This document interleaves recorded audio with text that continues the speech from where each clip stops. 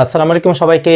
Admission চাকরি প্রত্যাশী ভাই বোনেরা, অনেকদিন সাম্প্রতিক বিষয়াবলী কিছু ক্লাস নিয়েছি। এখন আজ আপনাদেরকে আন্তর্জাতিক বিষয়াবলীর একটা ছোট টপিক নিয়ে কথা বলবো। দেখেন, আমাদের এই বিশ্বে মহাদেশ আছে কয়টি? 7টি।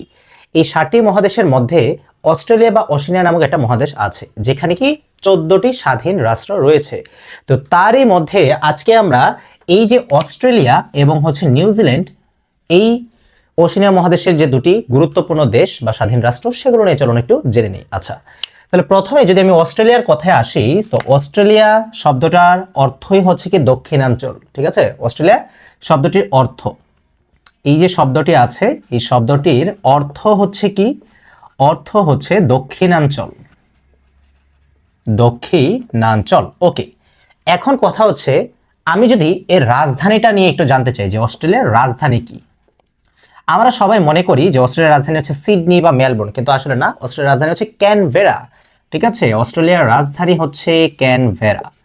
এখন কথা হচ্ছে, রাজধানী বা ক্যাপিটালগুলো আমরা যে কারেন্সি বা মুদ্রার নামটা জানতে চাই। ঠিক আছে, মুদ্রা, মুদ্রা হচ্ছে কি ডলার বা অস্ট্রেলিয়ান ডলার আমরা বলতে পারি। ওকে, এরপর এরপর যেটা, যে অস্ট্রেলিয়ার প্রধানমন্ত্রী যে আছে, ঠিক আছে, তার যে বাসভবন, সেই বাসভবনটার নাম কি? প্রধানমন্ত্রীর বাসভবনের নাম হচ্ছে দি লজ। প্রধানমন্ত্রীর বাসভবন, বাসভবনের নাম হচ্ছে দি লজ। ওকে, এরপর আমরা যদি, যেটা হচ্ছে অস্ট্রেলিয়ার বৃহত্তম হ্রদ, যে গ্রেট ভিক্টোরিয়া, ঠিক আছে, বৃহত্তম হ্রদ এই অস্ট্রেলিয়া, এই যে বৃহত্তম হ্রদ আছে এর নাম কি? এটা কিন্তু বিভিন্ন পরীক্ষায় আসে, যে গ্রেট ভিক্টোরিয়া, এটা গুরুত্বপূর্ণ, গ্রেট ভিক্টোরিয়া, এই গ্রেট ভিক্টোরিয়া। তো এই যে গ্রেট ভিক্টোরিয়া, এটা কিন্তু খুব গুরুত্বপূর্ণ, এটা কিন্তু বিভিন্ন জায়গায় আসে, এবং রাজধানীটাও গুরুত্বপূর্ণ। আর সিডনি, ঠিক আছে, সিডনি হচ্ছে কি? সিডনি, সিডনি হচ্ছে সবচেয়ে বড় শহর, বন্দর শহর বলতে পারি, অনেক কিছু বলতে পারি। ঠিক আছে, আয়তন ও জনসংখ্যায়, আয়তন ও জনসংখ্যায়। ওকে, এরপর আমি যদি মেলবোর্নটা নিয়ে একটু জানি, মেলবোর্ন, মেলবোর্নটা নিয়ে যদি আমরা একটু জানি, সেটা হচ্ছে কি দ্বিতীয় বৃহত্তম, দ্বিতীয় বৃহত্তম শহর। এবং একই সাথে আরেকটা বিষয় আছে, যে ক্যাঙ্গারুর দেশ বলা হয় কোনটিকে? সেটাও কিন্তু কি অস্ট্রেলিয়াকে। তাহলে কিসের দেশ বলা হয়? সর্বশেষ আমরা যেটা জানবো, যে ক্যাঙ্গারুর দেশ বলা হয়। ওকে, আমরা অস্ট্রেলিয়া নিয়ে বেশ কিছু জিনিস আমরা জেনে নিলাম। এখন কথা হচ্ছে, আমরা একটু নিউজিল্যান্ড নিয়ে জানি। নিউজিল্যান্ড, দেখা যায় নিউজিল্যান্ডের প্লেয়াররা যখন আমাদের বাংলাদেশে আসে, যে বলা হয় কিউইরা, কিউই।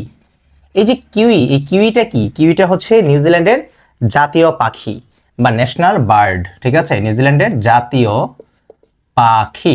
ওকে, এই নিউজিল্যান্ডে একটা গুরুত্বপূর্ণ বিষয় হচ্ছে, যে প্রশ্ন আসে, যে মাউরি উপজাতি, মাউরি, ঠিক আছে, মাউরি উপজাতি বা মাউরি অধিবাসী কোথায় বসবাস করে, কোন দেশে বসবাস করে? সেটা হচ্ছে নিউজিল্যান্ড।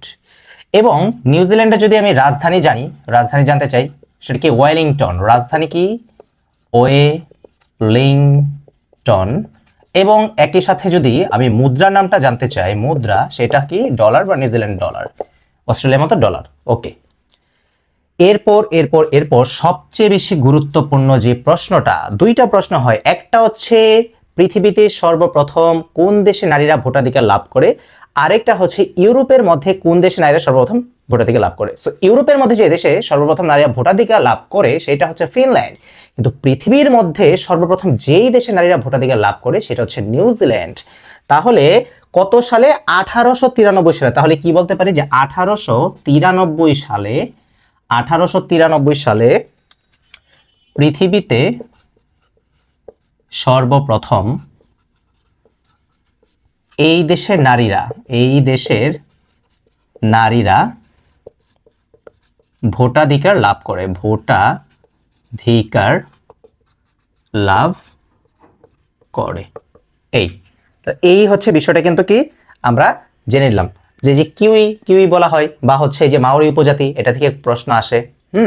তো এই যে বিষয়গুলা, এটা কিন্তু দেখা যায় কি সবচেয়ে বেশি গুরুত্বপূর্ণ যেটা, যে পৃথিবীর মধ্যে কোন দেশে সর্বপ্রথম কি ভোটাধিকার লাভ করে নারীরা, সেটা হচ্ছে কি নিউজিল্যান্ডে। ভোট দেওয়ার যে অধিকার, বা কত সালে, 1893 সালে। তাহলে আমরা অস্ট্রেলিয়া মহাদেশ বা অস্ট্রেলিয়া মহাদেশে যে 14টা স্বাধীন রাষ্ট্র আছে, এর মধ্যে যে দুইটা সবচেয়ে গুরুত্বপূর্ণ, অস্ট্রেলিয়া এবং নিউজিল্যান্ড, এই দুইটা রাষ্ট্র নিয়ে কিন্তু কি আমরা সংক্ষেপে জেনে নিলাম। সো আশা করি ক্লাসটা সকলে করে উপকৃত হয়েছেন, এবং ক্লাসটি সবাইকে শেয়ার করে দিন। আপনার বন্ধু বান্ধব বা আপনার সিনিয়র জুনিয়র কেউ যদি কি চাকরি বাকরি বা অ্যাডমিশনের প্রস্তুতি নিয়ে থাকে, তাদেরকে দিয়ে দিন যেন কি তারা উপকৃত হয়। এবং পরবর্তী ক্লাসে আপনাদের সকলের সাথে আবার দেখা হচ্ছে ইনশাল্লাহ।